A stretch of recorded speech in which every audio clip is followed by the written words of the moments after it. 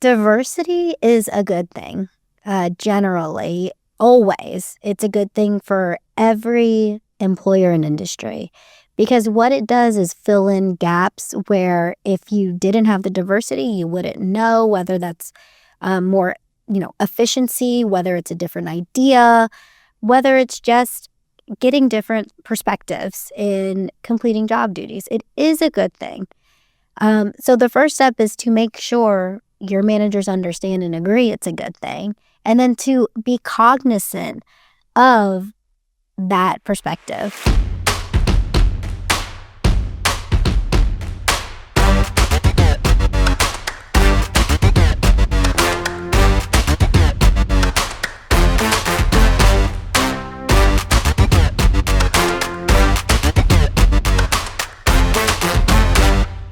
Welcome back to the next episode of Production Matters podcast. We're excited to have our special guest again, Lariza Hebert with Jackson Lewis Law Firm. Thank you for joining us today, Lariza. Thanks for having me again. Yes, we're excited today to continue the conversation on risk mitigation in the manufacturing workplace. Today, we're going to talk a lot about hiring practices. Specifically, I want to dive into finding the right workforce and balancing culture fit versus performance fit, because we hear that a lot. So I want to get your expertise on that. Remind the audience again a little bit about what you do. Sure. I'm Lariza Hebert. I'm a lawyer with Jackson Lewis. Jackson Lewis is a labor and employment law firm that is nationwide. We have attorneys licensed in almost every state, over 1,000 lawyers. I myself am in Texas, and I'm licensed in Texas. We represent management side only, so we will defend against discrimination, retaliation claims, bring forth trade secret lawsuits. Anything that touches on employment, we will handle for our clients. Nice. Well, we're grateful to have you guys as partners. I think this is a hot topic today that a lot of really any company, but a lot of manufacturing leaders could really benefit from and have some takeaways because, to be honest, it's not talked about a lot. And it is one of those gray area situations of what is considered a good fit. The phrase is often vague and really can mask unconscious bias. And so I want to be able to provide some guidance to our listeners and manufacturing leaders on how to handle that, how to balance that on what's really good fit. So what is your take on the culture fit, right? I hear a lot of managers say, well, I want to hire them because I think they have some experience, but I think they'll be a great cultural fit. Why can that be a problem in the workplace from a legal standpoint?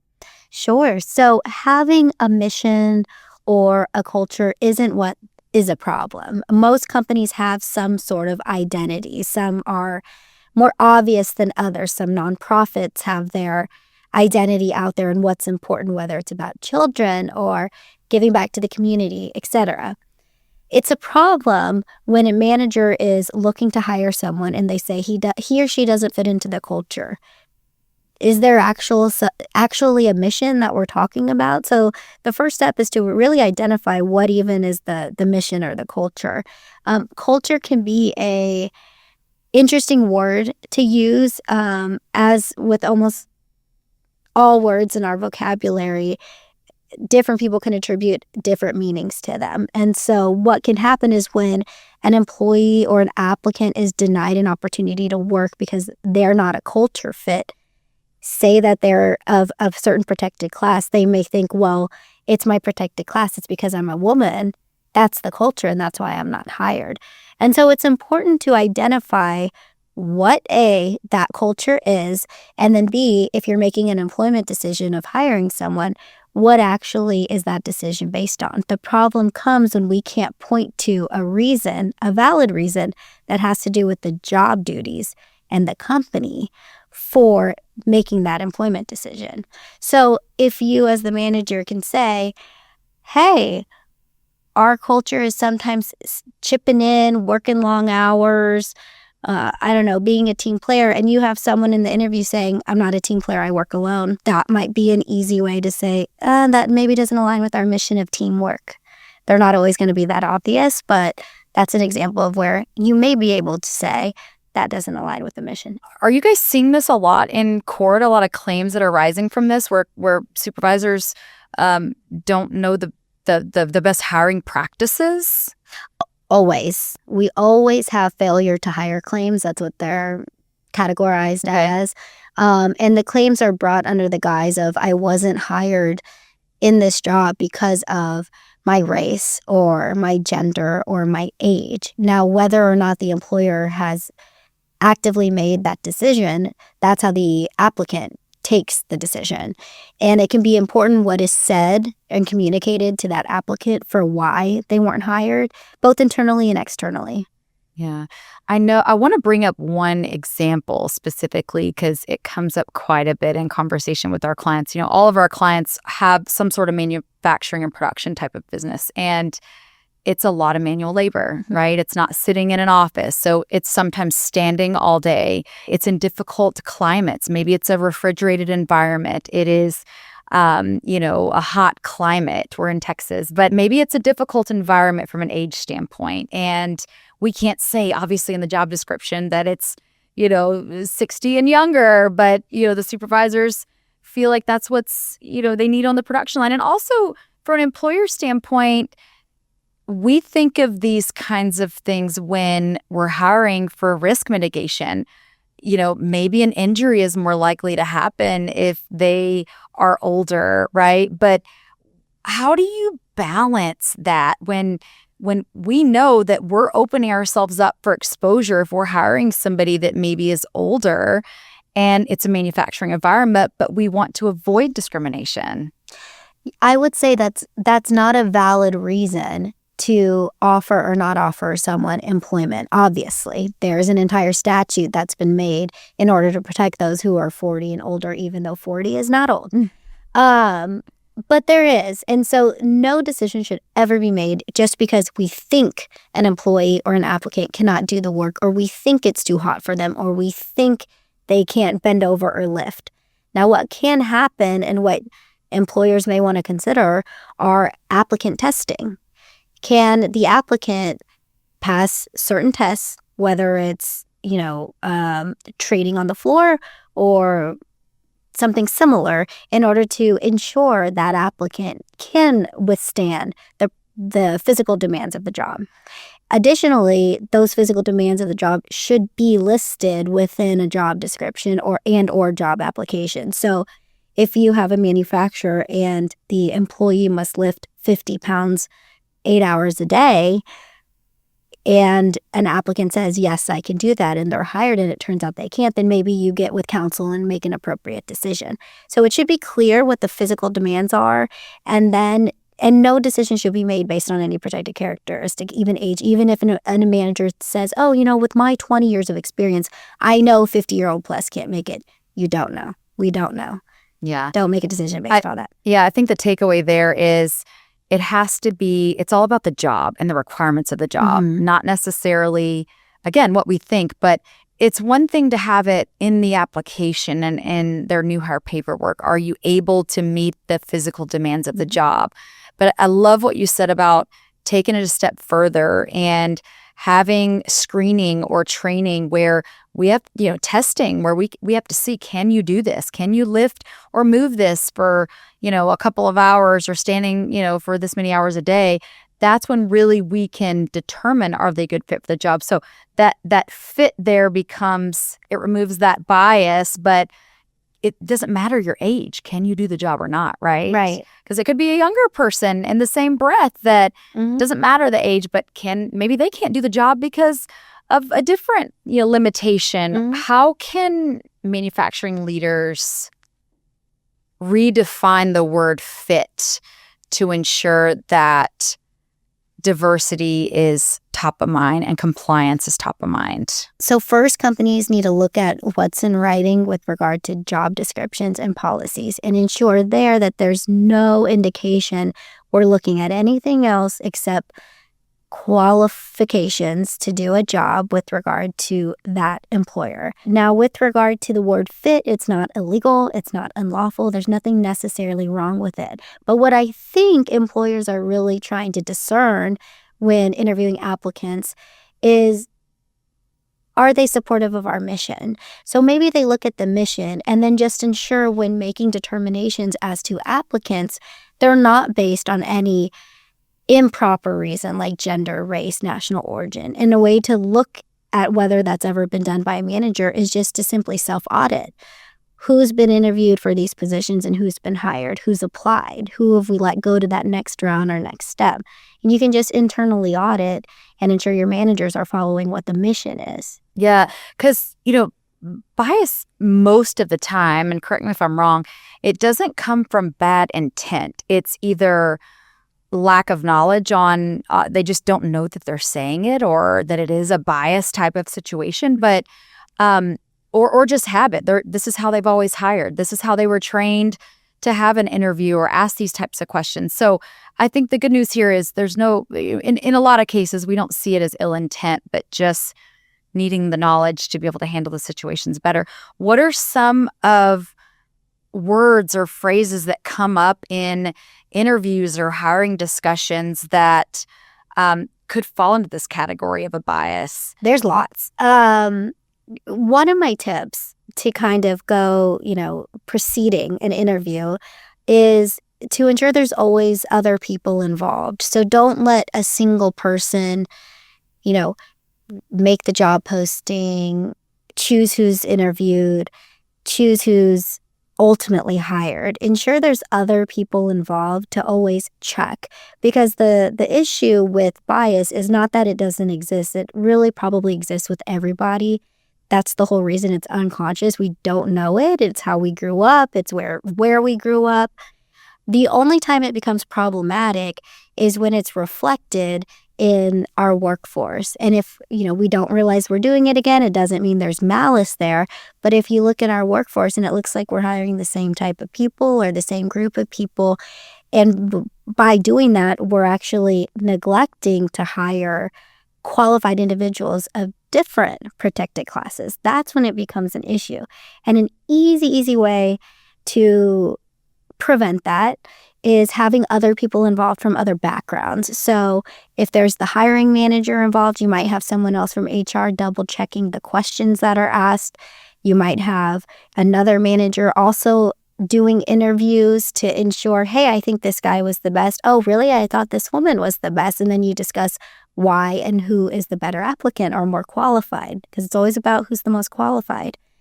That's some easy ways to ensure bias isn't affecting your hiring. How did the courts see it? How did the courts define whether bias was intentionally used or just, again, like you said, subconscious or habit?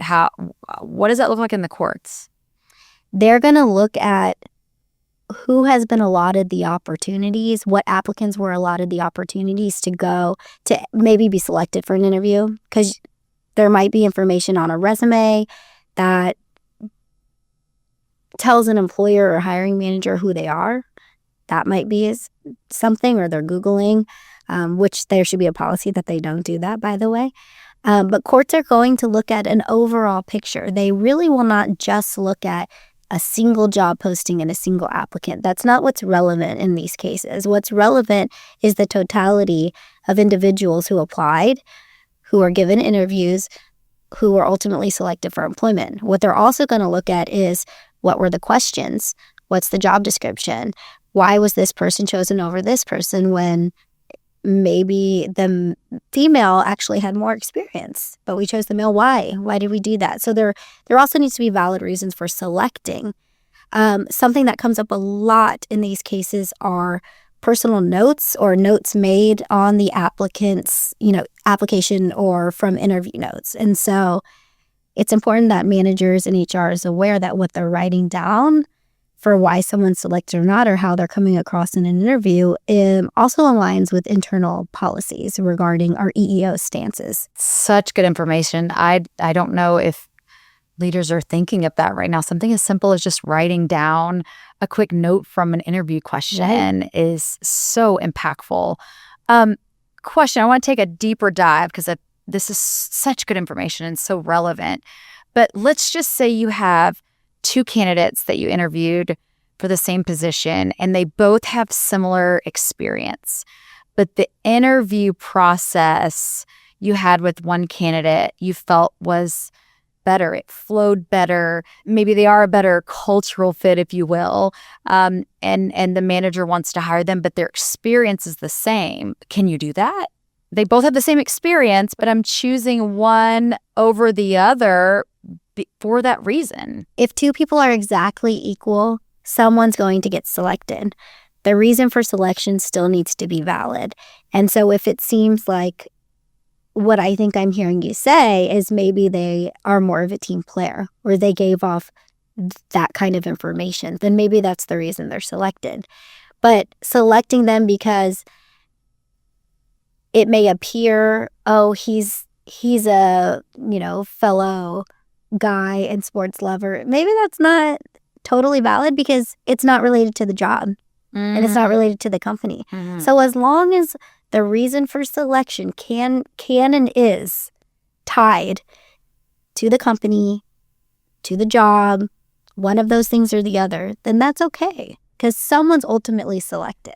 So I think the goal here, obviously, is to provide guidance, right, to leaders and hiring managers. So what objectives or advice would you give to hiring managers if there's a change they could make today? What would that be?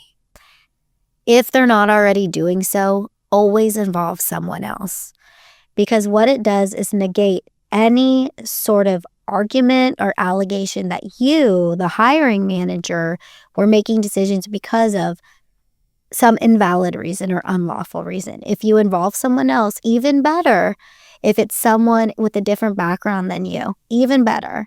Or an HR person, involving someone else in the hiring process, the interview process, getting their feedback, and then ultimately making a decision that aligns with the job requirements, and job duties. It always needs to actually be tied into that, is the best way to go and the most defensible steps one can take. I agree. So let's talk about the companies that have actually made this shift, because change management is tough, right? You have 20 years potentially of a culture that's been built where they haven't been taught this. And maybe they've been fortunate enough to not have a claim, but that one claim is going to be very detrimental or, wreak havoc on their business. And so now they've maybe had some training and they've shifted. What's the difference now? What success are those companies seeing now by making this shift when it comes to fit? Diversity is a good thing, generally, always. It's a good thing for every employer and industry, because what it does is fill in gaps where if you didn't have the diversity, you wouldn't know, whether that's more, efficiency, whether it's a different idea, whether it's just getting different perspectives in completing job duties. It is a good thing. So the first step is to make sure your managers understand and agree it's a good thing, and then to be cognizant of that perspective. Employers that have made the shift and are following their EEO policies and have that written, and the managers are trained on that, absolutely receive less litigation, because it's your first step of defense and your second step of defense to have their written policies and the managers trained. It enables managers who are acting on behalf of the employer to handle any issues or make appropriate decisions that are lawful. When managers are appropriately trained and acting within those policies, it trickles down. There's always a trickle-down effect. And so ultimately, the entire workforce ends up being more professional and respectful to others, even if it's more diverse, which is a good thing again. Yeah, I like that. So we've talked about a lot today. This is a very important topic that I think so many could benefit from. Just to kind of summarize really the importance of being consistent across the board when hiring, having the right language in the job postings. We've talked about really removing the cultural fit necessarily, just ensuring that they are a right fit for the job. The importance of training our hiring managers on things maybe not to say when they're doing interviews. What else would you say hiring managers could benefit from around this topic? Anything else you would add? I think my biggest suggestion for leaders are to involve others. It's not a weakness to get other managers involved or your second level manager or HR to double check yourself, check your postings, check your questions, be involved with you. That actually only helps in a defensible situation to say that it wasn't a single person making a decision. It also helps check yourself if you do have an unconscious bias, like I think we all ultimately do, and into making decisions solely based on legitimate business reasons, the job postings, or the job duties, the company, and what those expectations are. Last question for you. If there's a listener right now out there that says, well, maybe this really doesn't apply to me, or I've been in business 20 years, that's not going to happen. I want to speak specifically to them. How critical is it for them to make this shift in their workplace today? Yeah, they're already late. These laws have been around for a while, and the EEOC and other government entities, despite any shift in administration from every 4 years to 4 years, is a focus. And so if a job posting on its face maybe doesn't look like it's solely related to the job, that's problematic already. So I would say if they're not making a shift to ensure that decisions, postings are neutral and consistent, they're already a little behind on that, and they should do so tomorrow with the assistance of counsel. Something easy employers can do when looking at their job postings is ensuring that the pronouns are neutral, because sometimes on their face it'll say he or she in a job posting, and if you can just put they or the applicant or the employee or worker, that can go a really long way. It can also enable various applicants of different demographics to apply, because if a male sees a job posting and it says she, he may think, well, I'm not even qualified, when that's really not the case. It's just a simple typographical error. And then when conducting interviews, something really easy to avoid is going really deep into family background. Now, if an applicant offers up that information, that's great and totally fine, but it can become problematic when an interviewer is asking really detailed family history, where they're from, where their family's from, because that can seem like, oh, are you digging to see if I'm of a different national origin or race? So avoiding very personal questions like that are fine, but if the applicant shares it, have a natural conversation. Just don't make it a point to dig and find that. Yeah, great information. Thanks for sharing. Oh, and just one other thing, every situation is unique, and doing this podcast is fantastic, but it doesn't create an attorney-client privilege with any of your listeners. So if you have your own questions, contact your lawyer. Yes, of course. This was a great conversation. Thanks for joining us on Production Matters. Excited for the next episode. Listeners, stay tuned and we'll talk soon. Thank you so much.